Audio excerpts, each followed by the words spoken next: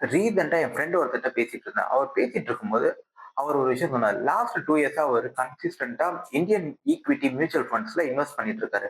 அவர் சொல்லும்போது என்ன சொன்னார்ன்னா, "லாஸ்ட் 2 இயர்ஸா இன்வெஸ்ட் பண்றேன். எனக்கு எந்த ஒரு ப்ராஃபிட்டுமே வரல" அப்படின்னு சொல்லிட்டு இருந்தாரு. அத பத்தி தான் இந்த வீடியோல டீட்டெயிலா நம்ம டிஸ்கஸ் பண்ண போறோம். வணக்கம் மக்களே! நான் ராஜ்குமார் பாரதி. இந்த சேனல் ராஜ்குமார் பாரதி டிகோட்ஸ்.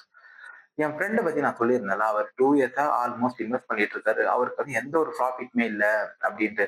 அதுக்கு பார்த்தீங்கன்னா, மிக முக்கியமான 2 விஷயம் இருக்கு. நம்ம 2 இயர்ஸ்க்கு முன்னாடி பார்த்தீங்கன்னா, ட்ரம்ப் வந்ததுலருந்து, நான் இந்த மாரி இந்தியாலருந்து வர கூட்ஸுக்குலாம் நான் இவ்ளோ டாக்ஸ் போட போறேன் எக்ஸ்ட்ரா அப்டின்னு நமக்கு சொல்லிட்டு இருந்தாரு. அதுக்கு அடுத்து பார்த்தீங்கன்னா, மிக முக்கியமா இந்தியாவுக்கும், பாகிஸ்தானுக்கும் லாஸ்ட் இயர் மே மந்த் பார்த்தீங்கன்னா, ஒரு பெரிய வார் போயிட்டு இருந்துச்சு.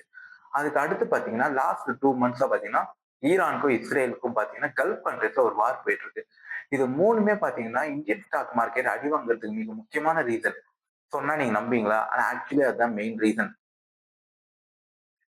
அது எப்புட்றா கல்ஃப் கண்ட்ரீஸ் பார்த்தீங்கன்னா, இந்தியாவுக்கும் கல்ஃப் கண்ட்ரிக்கும் எந்த ஒரு கான்டாக்டும் கிடையாது. ஆனா கல்ஃப் கண்ட்ரீஸ்ல நடக்கிற ஏதோ ஒரு விஷயம் எப்படி இந்தியன் ஸ்டாக் மார்க்கெட் அஃபெக்ட் பண்ணும்னு சொல்றார்.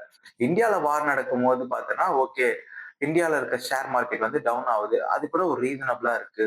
பட் எப்படி இந்த ஒரு ரீசனா இருக்கும்? அப்படின்னு நீங்க கேட்கறது எனக்கு புரியுது. லைக் எக்ஸாம்பிள் பார்த்தீங்கன்னா, இந்த வேர்ல்டே பார்த்தீங்கன்னா, ஒரு குளோபல் வில்லேஜ் தான். நம்ம ஈரான், இஸ்ரேல் அது மாரி ஆஸ்திரேலியா, நியூசிலாந்து எந்த கண்ட்ரி வேணா எடுத்துக்கோங்க. நம்ம எல்லாரு கூடயுமே டிபெண்டன்ட்டா தான் இருப்போம். அவங்க கிட்ட இருந்து ஏதோ ஒரு விஷயம் நமக்கு தேவை இருக்கும். நம்ம கிட்ட இருந்து அவங்களுக்கு ஏதோ ஒரு விஷயம் தேவை இருக்கும். இதுல ஏதாவது ஒரு விஷயத்துல ஏதாவது ஒரு இடத்துல போயிட்டு ஸ்டாப் ஆனா கூட, இது எல்லாமே ஒரு பிளாக்கேஜ் மாரி தான். ஒரு சீட்டுக்கட்டு எப்படி கீழ வந்துச்சுன்னா மொத்தமும் சரிஞ்சு விழுதுல, அதே மாரி தான். எப்போதுமே இந்த ஈக்விலிபிரியம் வந்து டிஸ்டர்ப் ஆகாம வரைக்கும் இந்த வேர்ல்டு வந்து ரொம்ப பீஸா இருக்கும். அது ஏதாவது ஒரு சின்ன விஷயம் ஆச்சுன்னா கூட எல்லா கண்ட்ரியுமே அது வந்து அஃபெக்ட் ஆயிட்டு தான் இருக்கும். லைக் எக்ஸாம்பிள் பார்த்தோம்னா, இந்தியாவுக்கும் ஒரு பாகிஸ்தானுக்கும் லாஸ்ட் இயர் வார் நடந்துச்சு. இதனால என்ன ஆகுச்சு பார்த்தீங்கன்னா, ஒரு டென்ஷன் இருந்துட்டே இருக்கும். இந்த டென்ஷன் நடக்கும்போது என்ன ஆகுன்ற மெயின் ரீசன் பார்த்தீங்கன்னா, இன்வெஸ்ட் பண்றவங்க பயம் இருக்கும். ஓகே நான் இப்ப இன்வெஸ்ட் பண்றேன். எனக்கு உண்மையா ப்ராஃபிட் வருமா? வராதோன்னு ஒரு பயம் இருக்கும். அதுக்கு காரணம் என்னன்னு பார்த்தீங்கன்னா, ஒண்ணுதான். இப்போ வந்து லாஸ்ட் இந்தியா வந்து 2 டூ 3 மந்த்ஸா வார்லயே இருக்காங்கன்னு வச்சுக்கோங்களேன். அப்போ வாருக்கு தான் அவங்க அதிகமா ஸ்பெண்ட் பண்ணுவாங்களே தவிர, இன்ஃப்ராஸ்ட்ரக்சருக்கு பண்ண மாட்டாங்க. ஏன்னா, அந்த இடத்துல அவங்களுக்கு வார வந்து முடிக்கிறது தான் ஃபர்ஸ்ட் பிரையாரிட்டியா இருக்கும். ஸோ, ஸ்பெண்டிங் வந்து நம்ம வந்து எதுக்கு பண்ணா நம்ம பிரையாரிட்டி சேஞ்ச் ஆகுது. ஸோ, இதனால பார்த்தீங்கன்னா, இந்தியா மேல நம்பிக்கை இருக்காது. இப்போ நெக்ஸ்ட் ரீசனுக்கு வருவோம். எப்படி வந்து ட்ரம்ப் வந்து டாரிஃப் இன்கிரீஸ் பண்ணதுனால, நமக்கு இந்தியன் ஷேர் மார்க்கெட் வந்து ரொம்ப டவுன் போகுது அப்படின்ட்டு. லைக் எக்ஸாம்பிள் நான் எக்ஸாம்பிளோட சொல்றேன். இந்தியால ஒரு ஷர்ட் இருக்கு. அது வந்து ₹300 இருக்கு. நம்ம அந்த ஷர்ட்ட அமெரிக்காக்கு அனுப்புறோம். அதே மாரி பங்களாதேஷ்ல இருந்து ஒரு ஷர்ட் அனுப்புறாங்க. அது வந்து ₹200 அனுப்புறாங்க. இப்போ ட்ரம்ப் வந்து நமக்கு டாரிஃப் அதிகமா போடுறாரு. இதனால என்ன ஆகுது? ₹300 இருந்த ஷர்ட் வந்து ₹500 ஆகுது. அவங்க ஷர்ட் ₹200. அது வந்து ட்ரம்ப் வந்து ₹200 டாரிஃப் 400 வருது. இப்போ ஒரு அமெரிக்கன் வந்து அவனுக்கு எந்த கண்ட்ரில இருந்து வருதுன்றத அவன் ஃபர்ஸ்ட் பார்க்க மாட்டான். அவன் என்ன பார்ப்பான்னு பார்த்தீங்கன்னா, இந்த ஷர்ட்டோட ரேட் 400, இந்த ஷர்ட்டோட ரேட் 500. அவன் என்ன பார்ப்பான்? 2மே ஒரே குவாலிட்டி தான் இருக்கு. நான் ₹400 ஷர்ட் வாங்குறேன்னு தான் பார்ப்பான். அவன் இந்தியன் கிட்ட இருந்து ப்ராடக்ட் வாங்குறானா, பங்களாதேஷ் கிட்ட இருந்து ப்ராடக்ட் வாங்குறான்றது அவனுக்கு முக்கியம் கிடையாது. சோ இந்த சினாரியோல என்ன ஆகும்னு பார்த்தீங்கன்னா, ஆட்டோமேட்டிக்கா இந்தியாவுக்கு பார்த்தீங்கன்னா ஒரு டிஸ்அட்வான்டேஜ் இருக்கு. பிகாஸ் நம்ம வந்து ரேட் அதிகமா குடுக்குறோம். ஆனா மத்த கண்ட்ரீஸ்ல ரேட் கம்மியா குடுக்கும்போது ஆட்டோமேட்டிக்கா அவங்க ப்ராடக்ட் தான் போகும். சோ அப்ப என்ன ஆகும்னு பார்த்தீங்கன்னா, இந்தியன் ப்ராடக்ட் சேல் பண்றது கம்மியாயிடும். இந்த மாரி கம்மியாகும்போது என்ன ஆகும் பார்த்தீங்கன்னா, ஆட்டோமேட்டிக்கா இந்தியன் ஷேர் மார்க்கெட்டோட பிரைஸும் குறைய ஆரம்பிச்சுரும். ஏன்னா இந்தியன் ஷேர் மார்க்கெட் நம்ம சொல்றது இண்டிவிஜுவல் ஸ்டாக்ஸ் எல்லாம் சேர்ந்தது தான். அப்போ ஒரு இண்டிவிஜுவல் ஸ்டாக்கும் இந்த மாரி ரேட் டவுன் ஆகும்போது, ஆட்டோமேட்டிக்கா overall Indian share market down ஆக ஆரம்பிச்சுரும். ஸோ பார்த்தீங்கன்னா, இதனால தான் ட்ரம்ப் வந்து நம்ம ரேட் இன்கிரீஸ் பண்ணும்போது, நம்ம ஷேர் மார்க்கெட் வந்து ரொம்ப டவுன் ஆச்சு. பிகாஸ் நம்ம ஒரு ஷேர் மார்க்கெட்ல ஒரு ஷேர் வாங்குறோம்னா, அது ஏர்னிங் பெர் ஷேர்ன்னு ஒண்ணு இருக்கும். ஸோ இந்த மாரி நம்ம ப்ராடக்ட் கம்மியா தான் விக்குதுன்னா, அப்ப ஏர்னிங் பெர் ஷேர் வந்து குறைய ஆரம்பிச்சுரும். ஆட்டோமேட்டிக்கா இது குறைஞ்சோனே ஒரு ப்ராடக்ட் இண்டிவிஜுவலா இப்ப எக்ஸாம்பிள் நான் வந்து ஒரு மேனுஃபேக்சரிங் செக்டார் வச்சிருக்கேன். இல்லன்னா ஒரு டெக்ஸ்டைல் செக்டார்ல நான் வச்சிருக்கேன்னு வச்சுக்கோங்க. நான் போயிட்டு பேங்க்ல இருந்து லோன் எடுத்துருக்கேன். இப்போ என்னோட ட்ரெஸ்ஸஸ் எதுவுமே ப்ராப்பரா சேல் ஆகல. இப்ப என்ன ஆகும்? என்னால ப்ராப்பரா லோன் கட்ட முடியாது. லோன் கட்ட முடியாதுன்னா என்ன ஆகும் பார்த்தீங்கன்னா, அந்த பேங்க்குக்கு வந்து பார்த்தீங்கன்னா, என்கிட்ட நோட்டீஸ் அனுப்புவாங்க.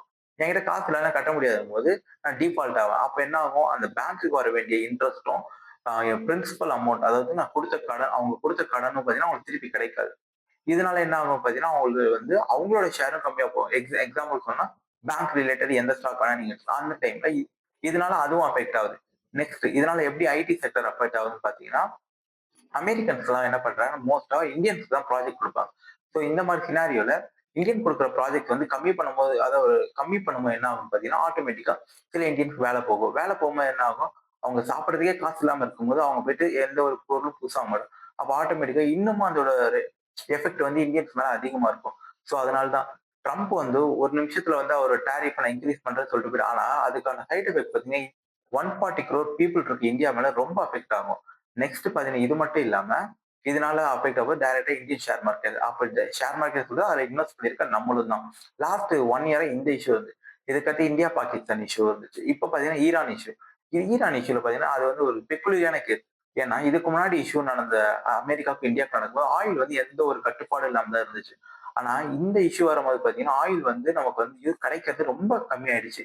இந்த மாதிரி ஆயில் ரொம்ப கம்மியாகும் போது என்ன ஆகுது? ஆயிலோட ரேட் இன்கிரீஸ் ஆகுது. இன்கேஸ் ஆயிலோட ரேட் இன்கிரீஸ் ஆகுதுன்னா டாலரோட ரேட்டும் இன்கிரீஸ் ஆகும்.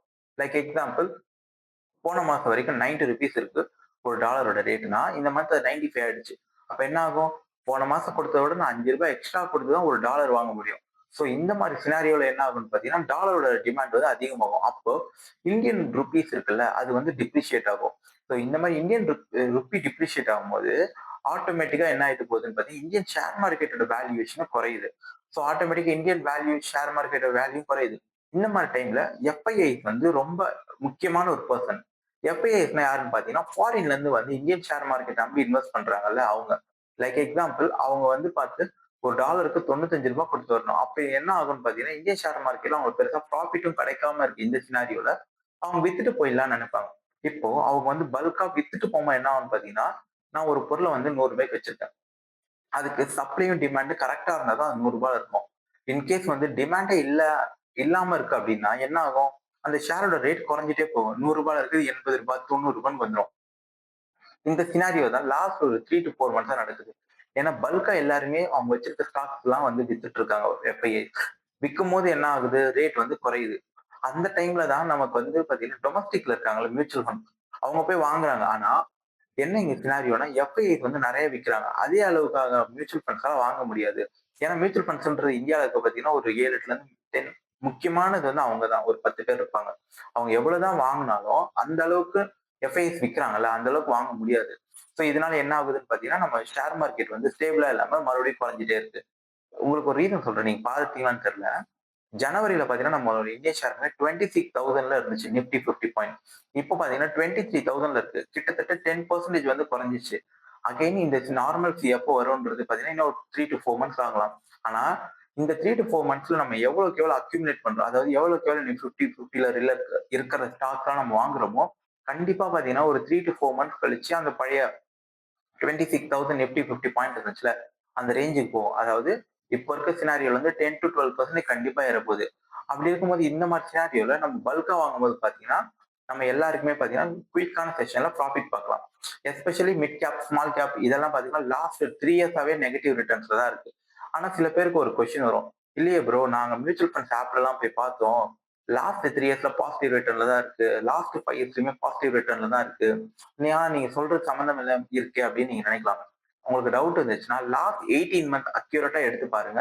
அதாவது செப்டம்பர் 2024ல இருந்து இன்னைக்கு வரைக்கும் பாருங்க. நிஃப்டி 50யும் நெகட்டிவ்ல தான் இருக்கு. ஸ்மால் கேப்பும் நெகட்டிவ்ல தான் இருக்கு. மிட் கேப்பும் நெகட்டிவ்ல தான் கண்டிப்பா இருக்கு. ஸோ இது என்னன்னு பார்த்தீங்கன்னா, நம்ம வந்து அப்சல்யூட்டா பார்க்குறோம். லாஸ்ட் 3 இயர்ஸ்ன்னும் போது அதுக்கு முன்னாடி பாசிட்டிவ்ல இருந்திருக்கும். அதையும் சேர்த்து நம்ம பார்க்குறோம். நம்ம எக்ஸாக்ட் டேட் பை பார்த்தோம்னா, நம்ம வந்து ஆல்ரெடி நெகட்டிவ்ல தான் இருக்கோம். உங்களுக்கு இது வரைக்கும் எப்போதுமே ஒரு விஷயம் மிக நல்ல ஞாபகம் வச்சுக்கோங்க. இப்போ ஷேர் மார்க்கெட் வந்து டவுனா போகுதுன்னா, அது எதனால போகுதுன்னு பாருங்க. இப்போ வந்து குளோபலா ஏதாவது ஒரு ரிசெஷனோ, இல்லன்னா ஏதோ ஒரு வாரோ, இந்த மாதிரி டைம்னால கீழ போகுதுன்னா, கண்டிப்பா அது வந்து பாத்தீங்கன்னா, அந்த ஸ்டாக்கோ இல்லன்னா அந்த ஈக்விட்டி ஸ்டாக் மார்க்கெட்டோ பாத்தீங்கன்னா, ஒரு 6 மந்த்ஸ்க்குள்ள பாத்தீங்கன்னா, அது பழைய மாரி ரெக்கவர் ஆயிடும். ஆனா இதுவே அந்த ஸ்டாக் மேல ஏதோ கேஸோ, இல்லாட்டி அது மேல ஏதோ ஃபண்டமெண்டலாவே அந்த ஸ்டாக்ல ப்ராப்ளம் இருக்குன்னா, அது கிட்டத்தட்ட 1 ஆர் 2 இயர்ஸ் ஆனா கூட அது பழைய ரெக்கவரி ஆயிட்டு அந்த பொசிஷனுக்கு போறதுக்கான சான்சஸ் பார்த்தீங்கன்னா, ரொம்ப ரொம்ப கம்மி. ஸோ எப்போதுமே நீங்க வந்து ஒரு ஸ்டாக்ல இன்வெஸ்ட் பண்றீங்கன்னா, அந்த ஸ்டாக் வந்து டவுன்ல இருக்குன்றதுக்காக வாங்கணும்னு அவசியமே கிடையாது. அந்த ஸ்டாக் எதனால டவுன் ஆயிருக்கு? இப்ப ஏதோ ஒரு நியூஸ் வந்திருக்கு. லைக் எக்ஸாம்பிள் ட்ரம்ப் ஏதோ டாரிஃப் போட்டிருக்காரு. இல்ல வார் போகுது. இல்லன்னா ரிசெஷன் வருது. வேற ஏதோ ஒரு ரீசன் இருக்கு. லைக் எக்ஸாம்பிள் ரீசென்ட்டா ஐடி ஸ்டாக்லாம் டவுனா போறதுக்கு காரணம் பார்த்தீங்கன்னா, ஏஐயோட இப்ப வந்து டெவலப் ஆயிட்டு இருக்க ஏஐ சினாரியோ தான். ஸோ இந்த மாரி ஒரு ஒரு ஏதாவது ஒரு ஸ்டாக் ரேட் குறையுதுன்னா, அதுக்கு பின்னாடி யூனிக்கான ஏதோ ஒரு ரீசன் இருக்கும்.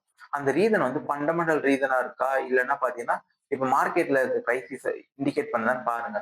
அந்த மாரி இருக்கான்னு தெரிஞ்சதுக்கு அப்புறம் நீங்க அந்த ஸ்டாக் வாங்கலாமா, வேணாமா நீங்க டிசைட் பண்ணிட்டு, உங்களுக்கு அந்த ரீசன் பார்த்தீங்கன்னா, சாட்டிஸ்ஃபைடா இருந்துச்சுன்னா மட்டும் வாங்குங்க. பிகாஸ் YouTubeல நெறைய பேர் வந்து வியூஸ்க்காகவும், ஏதோ ஒரு ரீசன்க்காகவும் ஏதோ ஒண்ணு சொல்லிட்டு போயிடுவாங்க. அதுக்காக நீங்க வந்து போயிட்டு அந்த ஸ்டாக் வாங்கணும்னு எந்த அவசியமும் கிடையாது. பிகாஸ் நீங்க ஸ்பெண்ட் பண்ற ஒன் ரூபிக்கும் நீங்க தான் பொறுப்பா இருக்கணும். அதனால நீங்க தான் எந்த ஸ்டாக் நல்ல ஸ்டாக்கோ பார்த்து பிக் பண்ணி வாங்கணும். இதுவரைக்கும் இந்த வீடியோ உங்களுக்கு யூஸ்ஃபுல்லா இருந்துச்சுன்னா லைக் பண்ணுங்க. அதே மாரி இந்த சேனலுக்கு கன்டினியூஸா வீடியோ பார்க்கணும்னு நினைச்சீங்கன்னா, இந்த சேனல சப்ஸ்கிரைப் பண்ணுங்க. Thank you.